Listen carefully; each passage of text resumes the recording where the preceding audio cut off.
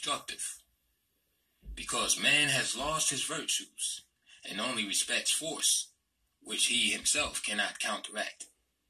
This is the day of racial activity, when each and every group of this great human family must exercise its own initiative and influence in its own protection, therefore.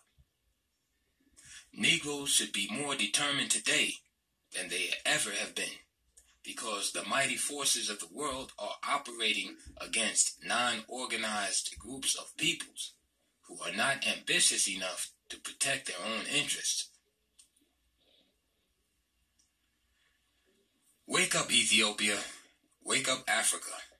Let us work towards the glorious end of a free, redeemed, and mighty nation. Let Africa be a bright star among the constellation of nations. A man's bread and butter is only ensured when he works for it. The world has now reached the stage when humanity is really at the parting of the ways. It is a question of man, mind thyself. The political readjustment of the world means that those who are not sufficiently able, not sufficiently prepared, will be at the mercy of the organized classes for another 100 or 200 years. The only protection against injustice in man is power, physical, financial, and scientific.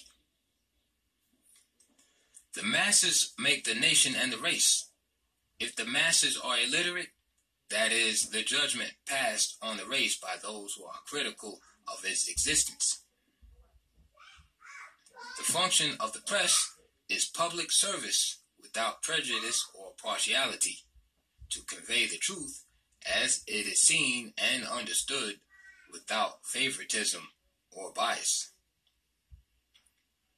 Education is the medium by which a people are prepared for the creation of their own particular civilization and the advancement and glory of their own race.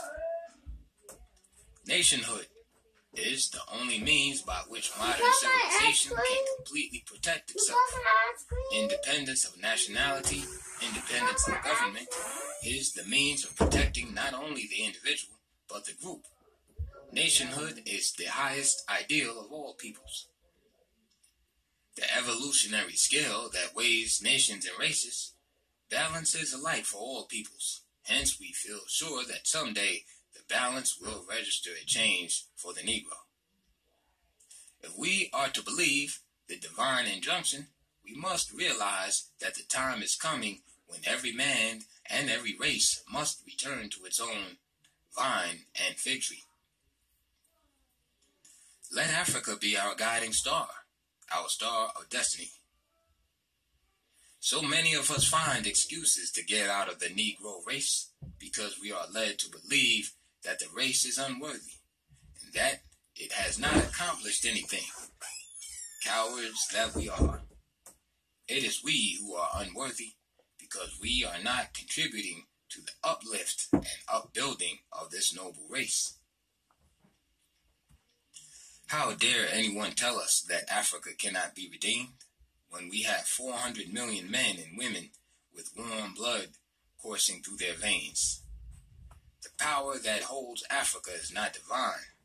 The power that holds Africa is human, and it is recognized that whatsoever man has done, man can do. We of the Negro race are moving from one state of organization to another, and we shall so continue until we have thoroughly lifted ourselves into the organization of government. Be as proud of your race today as our fathers were in the days of yore. We have a beautiful history, and we shall create another in the future that will astonish the world. Woman. What the night is to the day is woman to man. The period of change that brings us light out of darkness, darkness out of light, and semi-light out of darkness are like the changes we find in woman day by day. She makes one happy, then miserable. You are to her kind, then unkind, constant, yet inconstant. Thus we have woman. No real man can do without her. Love, a happy but miserable state in which man finds himself from time to time.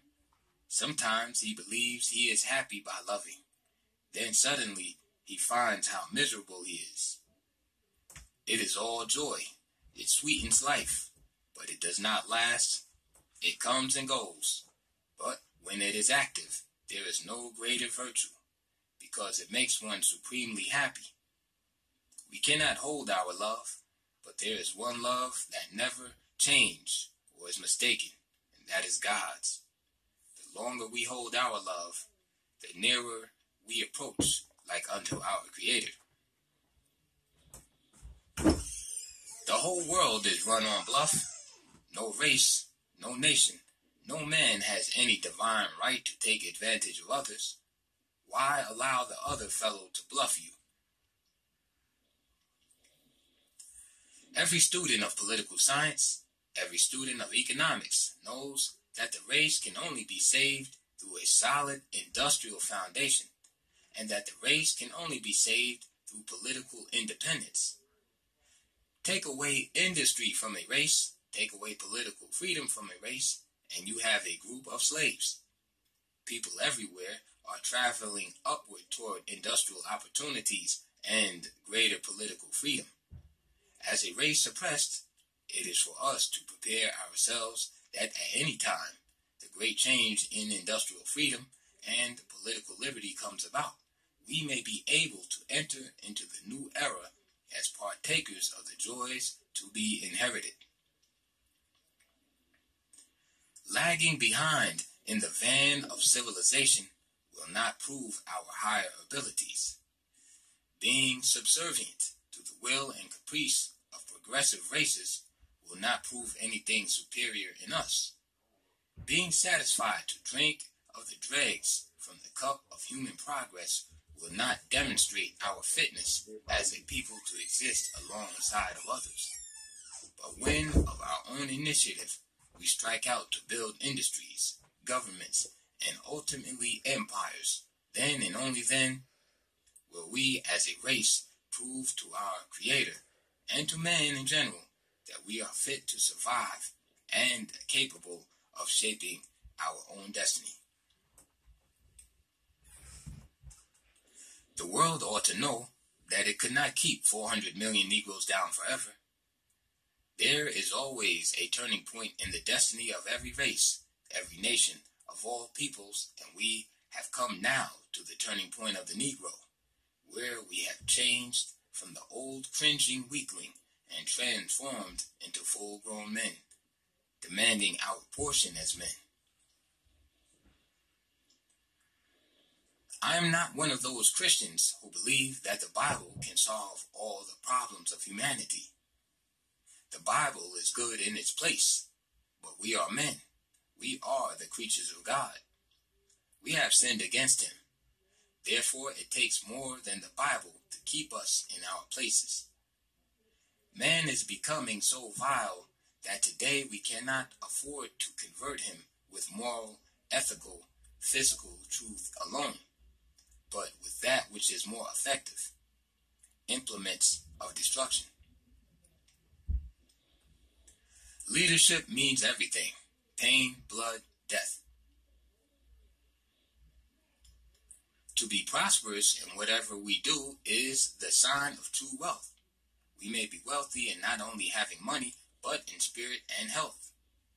It is the most helpful agency toward a self-satisfying life. One lives in an age like this nearer perfection by being wealthy than by being poor. To the contented soul, wealth is the stepping stone to perfection. To the miser, it is the nearest avenue to hell. I would prefer to be honestly wealthy than miserably poor. To be free from temptation of other people's property is to reflect the honesty of our own souls. there are but few really honest people, and that between the thought and the deed we make ourselves dishonest. The fellow who steals acts dishonestly. We can steal in thought as well as in deed. Therefore, to be honest is a virtue that but few indulge.